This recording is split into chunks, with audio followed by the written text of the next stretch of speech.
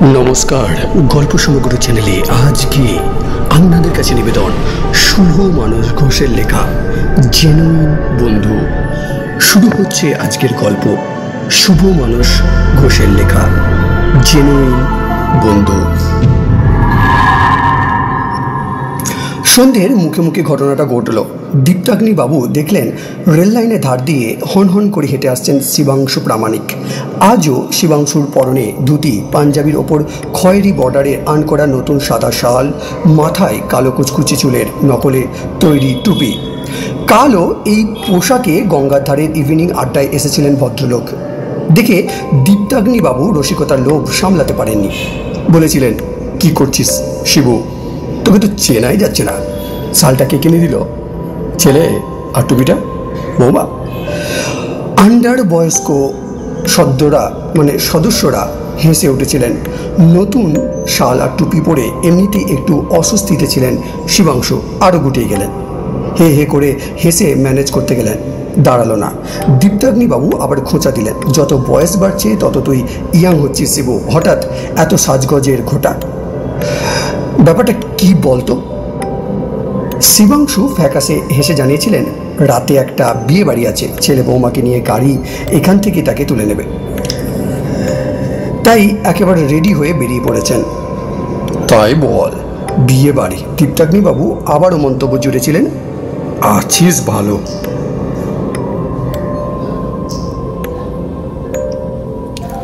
এবার আর খোঁচাটা হজম হয়নি শিবাংশুর। আচমকা চেহারাটা বদলে গিয়েছিল তার। রাগে জ্বলে উঠেছিল। বলেছিলেন, কেন তোর হিংসে হচ্ছে? দীপ্তাগ্নি বাবুর একটাই ছেলে, বিয়ে থা করে সে আলাদা, বাবার সঙ্গে সম্পর্ক নেই, ফলে কথাটা তার গায়ে লেগে যায়। তিনি পাল্টা করে রুখে ওঠেন। কতদিনের বন্ধু তারা, সব ভুলে দুই প্রৌঢ় বিশ্রীভাবে ঝগড়া করতে শুরু করেন। দেখতে দেখতে হাতাহাতি পর্যন্ত করিয়ে যায় তা। একেবারে ঢিঢি রয়ে পড়ে যায় চারিদিকে। ঘটনাটার পর আর সেখানে দাঁড়ানোর মুখ ছিল না দীপ্তাগ্নি বাবুর। বাড়ি ফিরে মোবাইল আর ল্যান্ড দুটো টেলিফোনই অফ করে না খেয়ে সকাল সকাল লেফটেনে শুয়ে পড়েছিলেন। রাগে একেবারে ফুঁসছিলেন। মনে মনে বলছিলেন, জীবনে আর সম্পর্ক রাখবো না শিবাংশুর সঙ্গে, মুখ দর্শনও করবো না বদমাস্টার। তাই গেলেই পাছে মুখটা দেখতে হয় বন্ধুর। আজ বিকেলে আর গঙ্গার ধার মারাননি। দীপ্তাগ্নি বাবু গঙ্গা থেকে পাক্কা 2 কিলোমিটার দূরে রেল লাইনের ধারটারই বেছে নিয়েছিলেন ইভিনিং ওয়াকের জন্য। গঙ্গার ধারে সবসময় মানুষের মেলা, সেই তুলনায় এদিকটা বেশি নির্জন ও খোলামেলা। অজস্র ঝোপঝাড়, গাছপালা, পাকপাখালি। জায়গাটা মর্নিং ওয়াক বা ইভিনিং ওয়াকের পক্ষে আইডিয়াল হলেও ওয়াকারদের এদিকটায় আসা যাওয়া নেই বললেই চলে, কারণ ট্রেনের শব্দ। ঘরের নিত্য ক্যাচর ম্যাচরের হাত থেকে রেহাই পেতে বাইরে বেরিয়েও আবার ট্রেনের ঝড়াংয়ের মুখে পড়তে কেউ রাজি নয়। দীপ্তাগ্নিবাবু দাঁড়িয়ে পড়লেন। কি ব্যাপার? গঙ্গা ছেড়ে তার পিছন পিছন বন্ধু এখানে? তবে কি তার এখনও রাগ মেটেনি? ফয়সালা করতে এসেছেন? দেখতে দুবল্লা পাতলা হলেও কাল হাড়ে হাড়ে টের পেয়েছেন শিবাংশুর গায়ে কি সাংঘাতিক জোর। রাগে জ্ঞানশূন্য হয়ে একখানি ঘুষি হাগড়েছিল। ভাগ্যিস সময় মতো মুখটা সরিয়ে নিয়েছিলেন। কানের 1 ইঞ্চি ওপরে পড়ে বোম্বতালু পর্যন্ত নাড়িয়ে দিয়েছিল। এখনো জায়গাটা টনটন করছে। চোয়াল শক্ত হয়ে উঠল দীপ্তাগ্নিবাবু। না, আজ আর একতরফা মার খাবেন না, পাল্টা দিয়ে দেবেন। জান কবুল।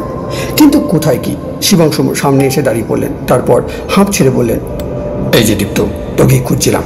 কাল আগে মাথায় কি করেছি, বড্ড লজ্জায় পড়ে গেছি রে। আমার ক্ষমা কর ভাই আমাকে। দীপ্তাগ্নিবাবু একটু যেন ঘাবড়িয়ে গেলেন। হ্যাঁ হ্যাঁ, অনুশোচনায় ভেঙে পড়লেন শিবাংশু। গতকালের বন্ধু আমরা। গঙ্গার ধারে ঘন্টার পর ঘন্টা একসঙ্গে আনন্দ করে কাটিয়েছি। একে অন্যের বাড়িতে গিয়েছি, সারা রাত তাস খেলেছি, ফিস্টি করেছি। কাজে অকাজে, দায়ে অদায়ে সামনে গিয়ে দাঁড়িয়েছি। অথচ কাল আরে চি মাফ করে দে ভাই। দীপ্তাগ্নিবাবুর সমস্ত বিরূপ ঘাব কেটে গেল। তিনিও আরে এই কি বলছিস বলে লজ্জায় গলায় বললেন, তুই একা কেন ক্ষমা চাইছিস বাবা? শিবু, আমারও তো দোষ ছিল। তোর হাই প্রেশার, আমারই উচিত হয়নি তোকে ওইভাবে খোঁচা দেওয়া। ইস, কাল রাগের মাথায় তোর গালটা কি বিশ্রীভাবে আঁচড়ে দিয়েছি। আরে ওটাই তো সব গোলমাল করে দিল। ভেবেছিলাম চেপে যাব, ধরা পড়ে গেলাম ছেলের কাছে। শিবাংশু দুঃখিত গলায় মাথা নাড়িয়ে বললেন, ছেলে আর তার বউ রেগে আগুন, টানতে টানতে ডাক্তারের কাছে নিয়ে গিয়ে ওষুধপত্র লাগিয়ে ব্যাক টু প্যাভিলিয়ন। বিয়ে বাড়ি মাথায় রইল, ছেলের কাছে গালাগালি খেতে খেতে শেষ। ছি ছি ছি ছি ছি ছি। দীপ্তাগ্নি বাবুর মনে হলো মাটিতে যেন মিশে যান। ছেলে পুলেকে থেকেও যে নেই তুই বেঁচে গিয়েছিস দীপু। ছেলে পুলে অনেক জ্বালা। বলতে বলতে গলার স্বর খাটো করে শিবাংশু জুড়লেন, জানিসই তো ছেলে আমার সুবিধে নয়। সব শুনে তখনই থানায় যেতে চাইছিল, অনেক কষ্টে কাটিয়েছি। দীপ্তাগ্নি বাবু নার্ভাস হয়ে গেলেন। কে, কেন? দেবু থানা যেতে চাইছিল কেন? উত্তরে শিবাংশু যা জানালেন ভয়ে ধরে গেল দীপ্তাগ্নি বাবু। দেবুকে কাল আটকানো গেলেও তার যা ভাব দেখেছেন শেষমেশ আটকানো যাবে না। এর মধ্যে থানায় গিয়ে দীপ্তাগ্নি বাবুর নামে এফআইআর করে এসেছে কিনা তাই বা কে জানে। রেল লাইনে ট্রেন এসে গেল। লাইনের সঙ্গে চাকার তীক্ষ্ণ শব্দে কান ঝালাপালা হয়ে যাচ্ছিল। না, কাল বড্ড কাছাকাছি হয়ে গিয়েছে। বন্ধুর সঙ্গে মারপিট করে এই বয়সে জেলে গেলে আর দেখতে হবে না, লোক এমনিতেই হাসছে। এরপর ঢিল ছুটবে, কাদা ছোটাবে গায়ে। এ কি বিপদে পড়লাম রে বাবা। টেনশনে হাতের তালু ঘেমে উঠল দীপ্তাগ্নি বাবু। তবে তুই ঘাবড়াস না দীপু, ট্রেন চলে যেতে শিবাংশু আশ্বাস করলেন দীপ্তাগ্নি বাবুকে। আমি এর একটা উপায় বের করেছি। অকুলে কুল পেলেন দীপ্তাগ্নি বাবু। কি কি কি? চল আমার সঙ্গে। কোথায়? থানায়। তুই আমার এতদিনের বন্ধু, তোর ক্ষতি আমি কিছুতেই হতে দেবো না। কি করবি তুই? গলা কাঁপছে দীপ্তাগ্নি বাবুর। আরে টেনশন করছিস কেন? শিবাংশু প্ল্যানটা পরিষ্কার করে বললেন। চল দুই বন্ধু একসঙ্গে থানায় গিয়ে ব্যাপারটা মিটিয়ে আসি। দেবু যদি কমপ্লেন করতে আসে যেন অ্যাকশন না নেওয়া হয়, এই বলে চেপে দিয়ে আসি পুলিশকে। বুকের ভার সামান্য নামলো দীপ্তাগ্নি বাবুর। তবু মনটা খচখচ করছে। বলবেন কি বলবেন না করে বলেই ফেললেন কথাটা। পুলিশ বলে কথা, মুখের কথা কি কাজ হবে শিবু? হবে না বলছিস? শিবাংশু কাঁধ ঝাঁকালেন। তাহলে লিখিত দিয়ে আসবো দুই বন্ধুর জয়েন্ট পিটিশন। তুই রাজি?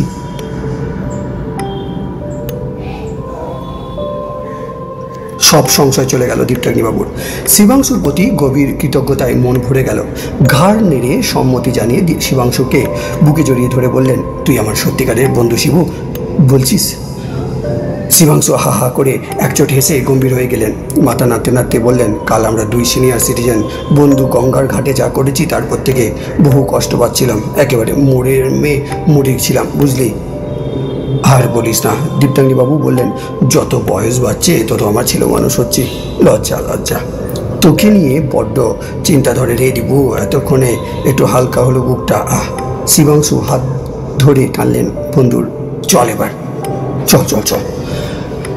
কর্কশ শব্দে আকাশ ফালাফালা করে ছুটে এলো এক্সপ্রেস ট্রেন। দীপ্তাগ্নি বাবু স্বস্তির নিঃশ্বাস ছেড়ে হাঁটতে শুরু করলেন। বুকের বোঝা তারও নেমে গিয়েছে। খুব ভালো লাগছিল, খুব। বন্ধুর সঙ্গে ঝগড়ার পর ভাব হলে কি যে ভালো লাগে বলে বোঝানোর উপায় নেই। কিন্তু কোথায় স্বস্তি, কোথায় ভালো লাগা? সেদিন মাঝরাতে সদর দরজায় কড়া নাড়ার বিকট শব্দে ঘুমটা ভেঙে খানখান হয়ে গেল দীপ্তাগ্নি বাবুর। একমাত্র ছেলে থেকেও নেই, স্ত্রীও বাপের বাড়ি গিয়েছেন, কাল সকালে ফিরবেন। অন্য সময় বন্ধু শিবাংশুকে ডেকে এনে সারা রাত দুই বন্ধু তাস খেলেন, আড্ডা দেন। কিন্তু কালই এত বড় কাণ্ড ঘটে গিয়েছে, তাই থানা থেকে বেরিয়ে কথাটা বলবেন বলে বলা হয়নি। কিন্তু এত রাতে কে? তড়াক করে বিছানা থেকে নেমে ছুটে দরজায় গিয়ে হাঁকলেন দীপ্তাগ্নি বাবু। কে? বাইরে থেকে ভারী গলায় কেউ আওয়াজ দিল, আমরা পুলিশ। দরজা খুলুন। পুলিশ? থানায় গিয়ে জয়েন্ট পিটিশনার দিয়ে আসার পরও পুলিশ? কাঁপা কাঁপা বুকে দরজা খুলতেই হুড়মুড় করে কয়েকজন উর্দি পড়া লোক ঘরে ঢুকে এলেন। তাদের মধ্যে কালো ও খেকুড়ে চেহারার থানার মেজবাবুকে চিনলেন দীপ্তাগ্নিবাবু।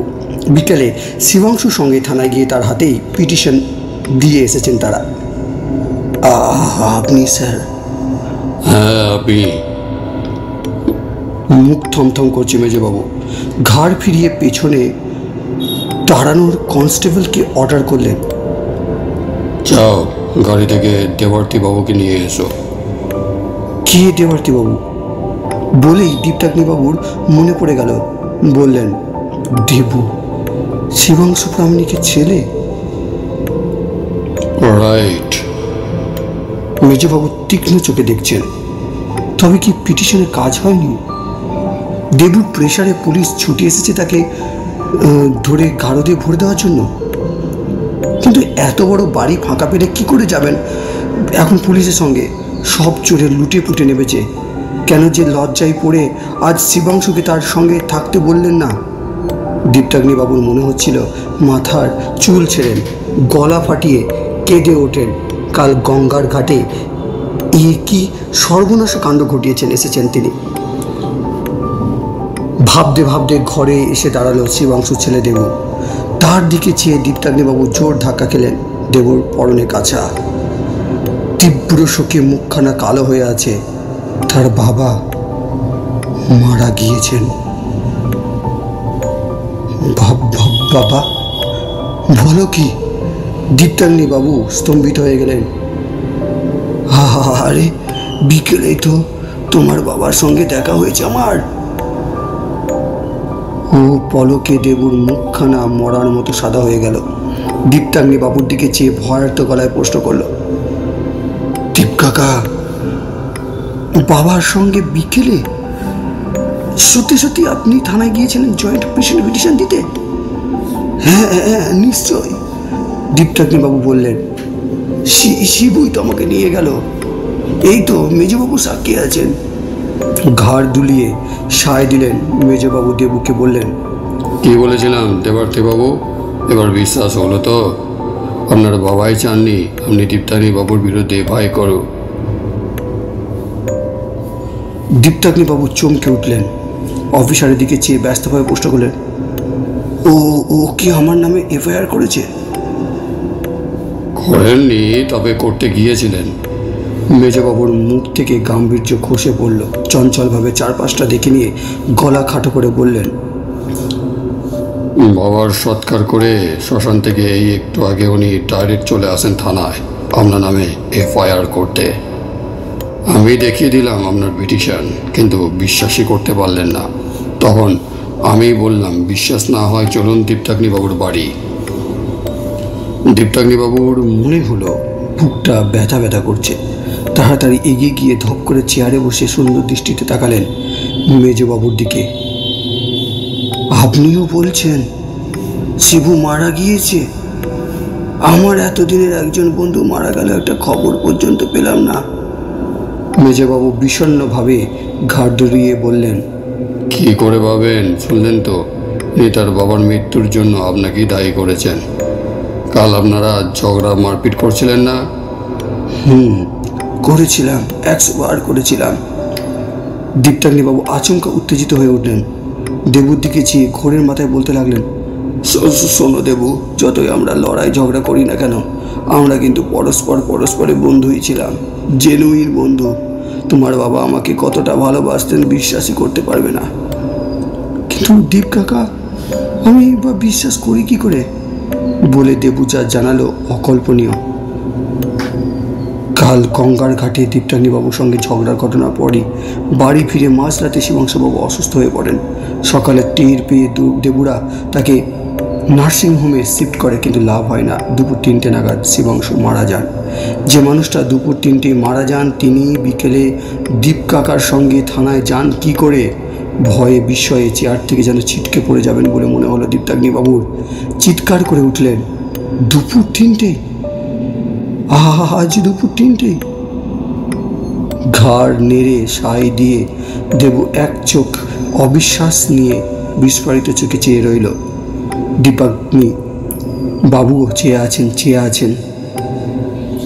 চেয়ে থাকতে থাকতে হঠাৎ তার মনে হলো সিনিয়র সিটিজেন বন্ধুর দয়ায় থানা যখন এফআইআর নেয়নি, বাড়ি ফেলে রাত বিরেতে পুলিশের সঙ্গে যেতে হবে না, বাড়িতেই থাকতে হবে তাকে। কিন্তু ঘটনা হলো, আজ বাড়িতে গিন্নি নেই, ফাঁকা বাড়িতে।